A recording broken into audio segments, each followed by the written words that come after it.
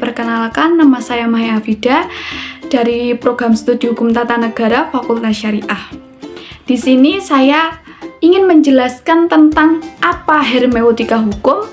Nah, ini ada pengertian dari apa itu hermeneutika, bisa dibaca sedikit. Nah, selanjutnya saya akan menerangkan apa itu hermeneutika hukum. Nah, di sini juga sudah ada apa itu pengertian hermeneutika hukum. Hermeneutika hukum adalah metode penafsiran terhadap teks-teks hukum, peristiwa hukum, fakta hukum, dokumen resmi negara, dan naskah-naskah kuno yang berkaitan dengan hukum. Intinya, upaya untuk menafsirkan teks, naskah, ataupun dokumen hakim lainnya secara holistik dengan membingkainya dalam keterkaitan antara teks, konteks, dan kontekstualisasi.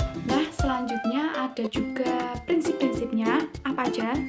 Nah, di sini menurut Francis Lieber menyatakan bahwa hukum mesti menggunakan hermeneutika dalam memahami teks, kata, ataupun isi hukum itu sendiri.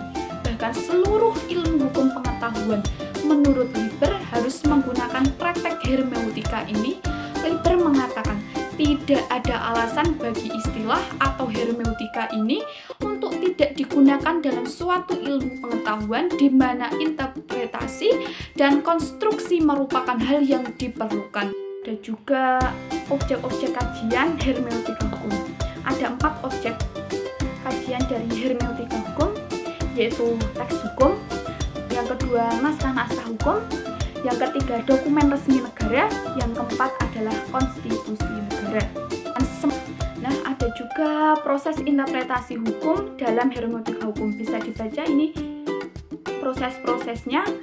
Saya ada satu contoh kasus, juga bisa dibaca di atas ini. Di kesimpulan yang tadi saya terangkan tentang hermeneutika hukum dalam interpretasi hukum adalah proses pengadilan yang berakhir dengan putusan pengadilan oleh hakim perlu menetapkan secara jelas setiap argumen, data, fakta, ataupun bukti-bukti yang terungkap di pengadilan, baik berdasarkan keterangan saksi, surat observasi lapangan, maupun pertimbangan hukum hakim terutama tentang pokok perkara, guna menjamin objektivitas, validasi, kredibilitas, reseptability atau kehormatan, dan intelligibility atau keterpahaman dalam penafsiran.